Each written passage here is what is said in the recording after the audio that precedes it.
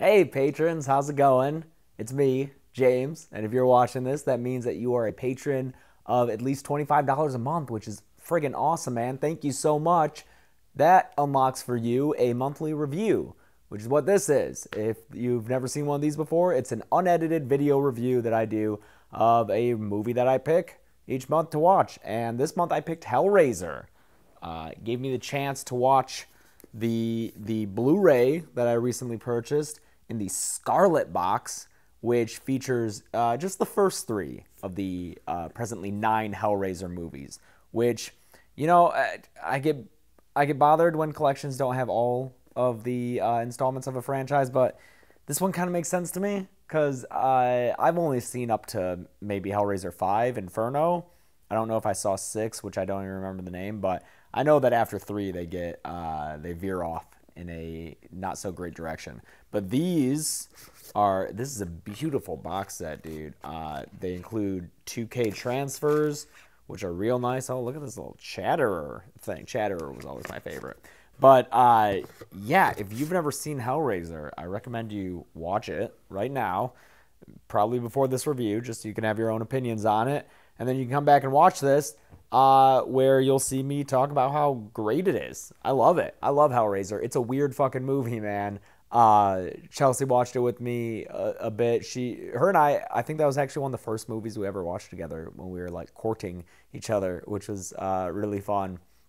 Let me know that she was the right one, the fact that she was into it.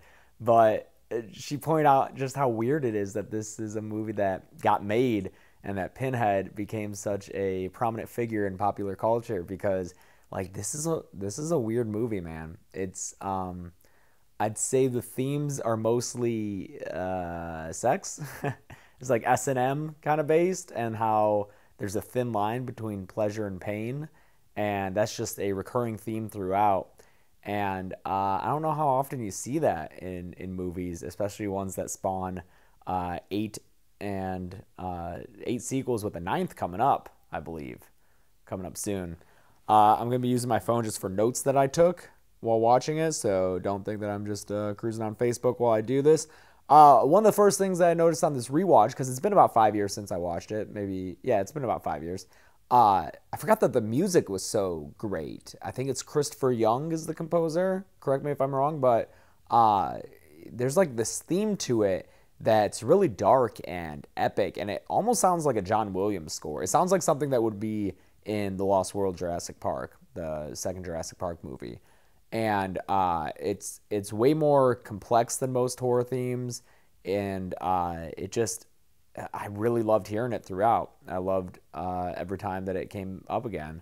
And I mean, you may have seen me share the Candyman theme on YouTube a while ago. I love a good horror theme, dude. And this one was great. And yeah, right away we just get the juxtaposition of like pleasure and pain when Julia's flashbacks to her affair with Frank are intercut with Larry, her husband, her cuckolded husband, cutting his hand on a nail that's sticking out and bleeding all over the place. And just like, that's before they get more explicit with the theme, because there are a few lines that like just say this theme outright, and stuff like a lot of stuff that Pinhead says, demons to some, angels to others, doors to the pleasures of heaven or hell. You never really think of like the pleasures of hell.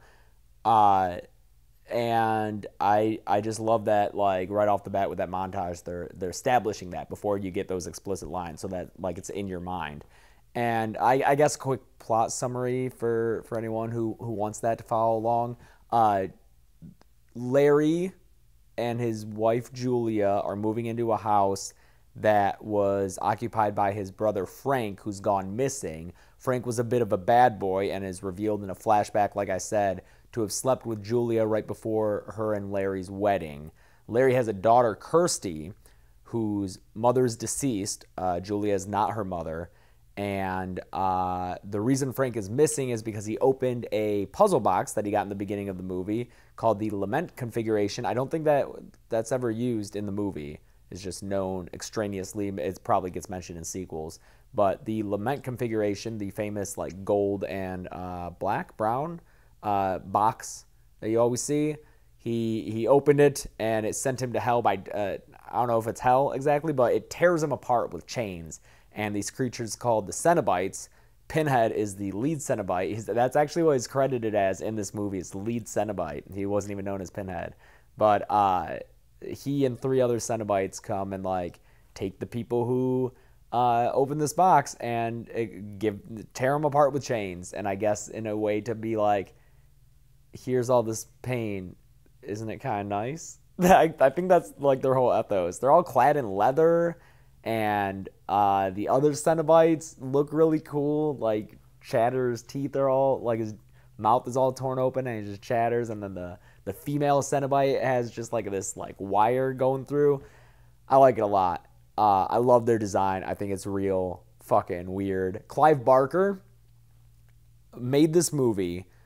This is his directorial debut, and he based it off a book that he had written, The Hellbound Heart, which I read as a kid, which is weird because it's got those same themes of like torture and S&M. But yeah, he wrote that book, and then I believe that he had been upset with previous adaptations of his work, so he was like, I'm just going to make this. And he had no idea what he was doing. He wasn't a filmmaker, but he made it. He's British. It's a British film. It's a British horror film, although a lot of the voices were overdubbed with like mid-Atlantic accents. And it doesn't take place in the UK per se. It kind of takes place in like just nowhere. It's not really specified. But yeah, so that's kind of the story of the movie. Kirsty ends up being a pretty cool final girl. What's her name? Amanda Lawrence, perhaps, is the actress's name. She's spunky. She kind of reminds me of Nancy from A Nightmare on Elm Street, just because, I mean, maybe that's just because, like, I'm, knee deep in Nightmare stuff right now, but they're both just, like, strong, assertive young women who are really, taking proactive steps to solve the problems that they're in. And for Kirsty's problem, she knows that Frank has been resurrected by that cut that Larry got, and his blood seeping into the floorboards, and the effects in this movie are why it's such a classic to me. And you know that from my Jason Goes to Hell review, I love good body horror. I love good like gore like that. And Frank reanimating just looks so freaking cool, man. I think it's stop motion, it looks like. It's probably a combination of a number of different techniques to create the effect. But like, he just comes up out of the ground, and then the one moment that really sticks out to me is when he puts his spine into his brain, like they're separate, and he just kind of like connects them, and it just looks so cool. And he's a nasty boy, Frank is, and he needs more blood to become more human. And so he recruits Julia, who is just like the archetypical evil stepmom. Like, even her hair kind of makes her look like the evil stepmom from Cinderella, is like this big 80s poof, which is awful. I hate late 80s style. I hate it so much. The big shoulders and the big hair. And it's funny to me because she walks around the whole movie with like every guy's fucking jaw is dropping over her, and she's getting picked up super easily at the bar. And I'm like, I mean, she's a handsome lady, I guess, but with that hairstyle, oh man. But yeah, so she ends up picking up dudes and bringing them back to the house and then fucking killing them so that Frank can have their blood and be regenerated into like a full human. And it's such a dark story, especially because I guess I had forgotten that she was the one who killed them. I thought she just brought them back and then Frank did the killing, but no, she takes a hammer and just bashes these guys' skulls in, man. And it's real brutal. And then Frank's always just like, "Don't look at me," while he eats like their blood. That's a lot of fun. And "Don't look at me." Yeah, so it's hard to tell like who's the real monster, man, Frank or Julia. I mean, probably Frank, but Julia's just as bad, it seems. I love the juxtaposition of Larry and Frank. Larry's just like this real milquetoast dude, and just stepped on all over by his wife. He's super into boxing in this one scene. He's like watching a boxing match and is like getting all up in there, and it's fun because like whenever scenes like that happen in a movie, I'm like, why is this scene here? And you know, sometimes with like cheaper horror movies or just like stuff that's made to kill bodies, you know, Friday the 13th, love them for their own merits, but they're not exactly like, you know, they're there to kill people. This Hellraiser is a movie where it has themes, which I really like to explore in movies, and like it has reasoning behind it, especially because Clive Barker is an author, so that he tends to do that with his writing, as most authors do. And I'm like, why is Larry super into boxing? Like, how did Larry get into boxing? And I mean, there's the face of it. The scene has him saying to Julia, I thought this stuff made you sick. And she's like, I've seen worse. And so, yeah, it could just be for that throwaway joke. But, like, I like to imagine that Larry pictures himself or aspires to be like these men who can fight and fix their problems with physical domination. And especially being Frank's brother, Frank, who is obviously a very aggressive man, a very, very aggressive man. And Larry is obviously not like that. Part of him has probably always aspired to want to be like that, to have that kind of control and power. So I think that's maybe why he's like so into boxing, that he's just like pretending to be them and getting real into the match, because it's something that he can never be, just knowing him. And I will say the actor who plays Larry does a great job at not only conveying that character, but also in the end, Frank and Julie end up killing Larry, and Frank wears his skin. So the actor has to play Frank pretending to be Larry when Kirsty comes back and finds him like that. And he does a great job. You really believe that it's like a different person because he's so different. He's really able to nail that style of machoism that Frank has. And yeah, there's also, I mean, with sex being such a theme, there's really, I don't know what the messaging behind it, but I found it interesting that like the pursuit of sex leads to death in this, most obviously and most acutely with the men who Julia picks up at bars. They are looking to like sleep with her for a one-night stand or whatever. She brings them back to the house and they get murdered by her and Frank. So that obviously happens. But the reason Julia is doing this is because she's kind of in lust with Frank. I don't know if she like really loves him, but she definitely is very attracted to him. When she finds pictures of him in the bedroom when they first move in, she pockets them and like cuts out the other women in them and like keeps them for herself, probably because, you know, she sees Frank as this negative image of Larry, who I don't think it's controversial to say she's not a big fan of Larry. It seems like she's very annoyed by him and very bored by him all the time. So Frank, who showed up on her doorstep soaking wet in the rain before her wedding, and who she ended up sleeping with, like, that's someone she aspires to sleep with. And so that's why she's going through all this, in order to like have this sexual partner. And then that leads to her demise as well, because Frank ends up like turning on her near the end, kind of by accident at first, and then he's like, well, nothing personal, and then he like saps her like life out into him, which he probably would have done anyway. Frank is a bad guy. But so that's fun. That's a fun little theme to have. And Frank is such a, like I said, a super aggressive man and lover. When he seduces Julia, it's mostly by force. She ends up going along with it, which, you know, I don't know what you have to say about that. But he, where is it?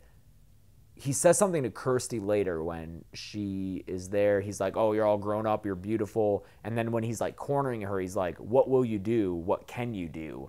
And I feel like that's kind of Frank's mindset, is might makes right, is kind of the thinking behind Frank's character. It's like, what can you do? If you can't stop me, then I'm entitled to take this from you. And Kirsty resists and is able to eventually triumph over him. Julia gives into it and eventually like becomes obsessed with him afterwards, saying like she'll do anything for him, which of course leads to her eventually killing four dudes with Larry, probably Larry. I think Larry's killed off screen. So that's a lot of fun. Frankie uses the word daddy a lot, like come to daddy. I think that's just part of that character, which is gross. Some things that don't work for me is I think his name is the engineer. That other creature that Kirsty first finds in the hotel, or not the hotel, the hospital, after she messes with the lament configuration, the walls open up, she goes down the hallway, and it's that thing that's like hanging down, and it like crawls after her, and then he runs into her at the end too. I don't know, man. It doesn't look good. It's very obviously fake, which is a real bummer compared to like the Cenobites, who all look really cool. This is just like this rubber costumed animatronic type thing that like only has the one motion, and I don't know why that's there. I don't know what the point of that thing is.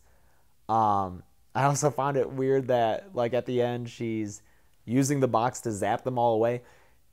I will say the logic of this movie doesn't exactly hold up on like a scene-to-scene basis, because the thing that made me think of when she's like zapping them all away with the box was in the Transformers. I don't know if it's 1 or 2. I definitely never saw any past 2. But like the Allspark both kills people, but then also resurrects Optimus Prime. It's like, how is this thing doing both one thing and the opposite? Like it brings them there, but it also sends them back. And then part of the thing that I found really not interesting, just funny and weird, is that she zaps away Pinhead and the female Cenobite and Chatterer, and then when Butterball is the fourth guy's name, the dude with the fucking like jazz musician sunglasses, he almost gets her boyfriend Steve or whatever, and then like a doorway collapses on him, and then that's it. Like she never like zaps him away. So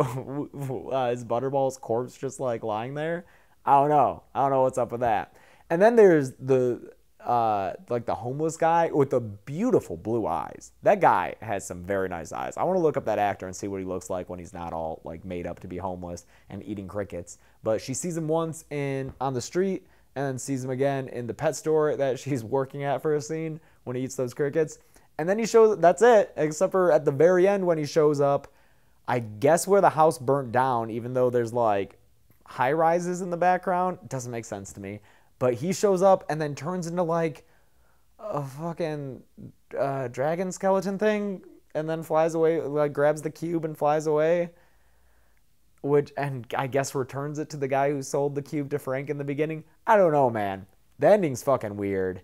Doesn't make a whole lot of sense to me. I would love to read more about the reasoning behind that. If that was like a studio thing, because I'm just thinking like with Nightmare, that weird ending was tacked on by one of the producers, Bob Shea.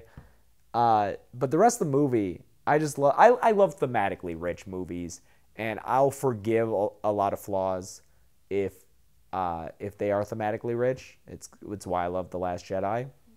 Same thing. But with Hellraiser, I like that it's this movie about sex and pain and pleasure, and it's like, and it's gross. It's got hooks and skins. It's got to be, one of the more graphic horror movies out there. Because Friday the 13th, you get some good gore kills, but like, it just feels different. Hellraiser gore, when you have close-ups of hooks going through skin and then like tearing people apart, that feels really different than even like the arrow through the neck for Kevin Bacon, or like a machete slash. It feels more painful for some reason, even though like realistically and medically the injury might not be as severe. It just, like, to have that skin get pierced in so many places and then tugged, I don't know. I'd have to examine that thought a little more. Something about skin feeling vulnerable. I don't know. I'll think about that. Any last things to say about this movie? Jesus wept. Great line. I believe it was kind of improvised. That's something I'll have to look into. But his face is all getting torn apart. He says, Jesus wept. And then his fucking head blows up. It's a great ending. Everything that comes after that's a little weird because it's just her running around this falling down house and zapping Cenobites away, and then the fucking engineer thing makes another appearance. It's real dumb, but that would make a great end to that movie. Let me just check my notes one more time.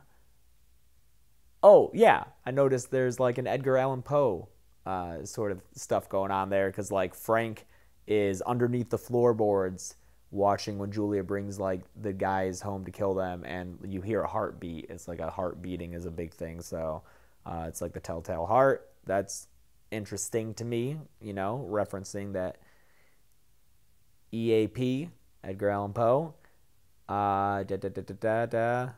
Yeah, not only Frank's reanimation as being awesome, but like when the blood seeps into the ground, that looks cool. And then like the weird little organs start to, it looks like a lung or a heart that's inflating. That looks super cool. Love them. Interesting to me that the Cenobites are not omniscient. Like Frank says he gave them the slip, like he got away from them, and they're not aware until Kirsty tells them in the hospital room that it happened. So that's fun to me, that they're not these all-knowing demonic forces. They're like fallible. They can be tricked. That's a lot more fun in a horror series than having just like an unbeatable villain. I think that's it. Yeah, that actor who played Larry really sold those dual roles. So check it out if you haven't watched it. It's been even longer since I've seen any of the others, because like I said, I watched Hellraiser 5 years ago with Chelsea. Last time I saw any of the others, over a decade, easily, like before I went to college. So I remember thinking Hellraiser 3 was fun. Isn't there like a Cenobite with like a CD player head? I don't know. The Cenobites get weird. And then after that, I know Bloodlines in space, and they start picking up unused scripts and sticking Cenobites in them. So this will be an interesting series to do when I do it, which probably won't be until next year, unfortunately, just because there's 10 of them, man, and there's only so many weeks in the year. But thank you so much for being a patron. I really appreciate your guys' support, man, especially in this month, January. The YouTube ad revenue fluctuates with the months, and December is a very big month because of the holidays and all the end of the year spending, and January is the exact opposite. It's a very rough month for people doing YouTube. Like Foundflix independently messaged me and was like, hey, dude, is your revenue fucked up? And I was like, yeah, man, it is. So I'm very grateful to you guys for being like my rock and my stability, and being something I can cling to when the waves of YouTube revenue get to, I lost this metaphor. I don't know where I'm going with it. But thank you so much, especially at your level. Please always feel free to let me know how I can make the Patreon experience better for you. Sorry that this is a little bit late. I like to get these out by the 15th usually, but I know it's been a crazy month. That shouldn't be an excuse. I should plan better for this, but hopefully this review is worth it, and I'm once again just ever so grateful for you guys. Ever so grateful. I'm just slipping into a little British there. Thanks, Clive. I'll see you guys next month. Feel free to leave me any suggestions for movies you want me to review. This one was actually suggested by the top tier patrons who get to send me movies to vote. It just narrowly lost out, but I was like, you know what, Hellraiser sounds good, so I'm reviewing it for the lower tier, for this tier. No one's a low tier. Everyone's great. Thank you guys for your support, and I'll see you next time I do a stream or whatever.